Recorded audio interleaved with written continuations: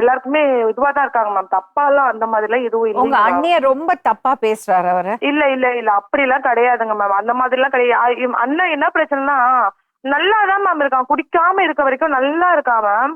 அவன் குடிச்சிட்டா தான் பிரச்சனையே எங்களுக்கு. எங்க வீட்டாண்ட எப்படி நான் வந்து மனசுல இப்படி கெட்ட நினைப்பு வருது? வீட்லயுமே அப்படிதான் மேம். அவங்க அசிங்கமா தான் பேசிக்கிட்டு இருந்தான். நானே நேத்து ரொம்ப கஷ்டமாயிடுச்சு எனக்கு.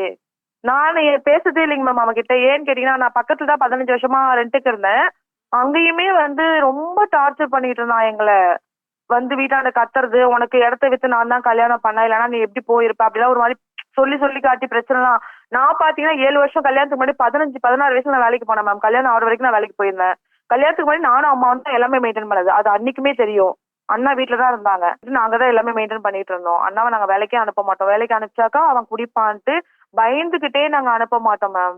அது ஒரே அப்படிதான் பையங்கிறதுக்காக ரொம்ப செல்லம் கொடுத்து வளர்த்துட்டாங்களோ மேம். அம்மா? அப்படிலாம் சொல்ல முடியாதுங்க மேம். அப்படி பாத்தீங்கன்னாக்கா, எப்படி சொல்றது நானு? செல்லம் அடிப்பாங்க மேம். அம்மா அடிச்சுலாம் கூட வளர்த்துருக்காங்க.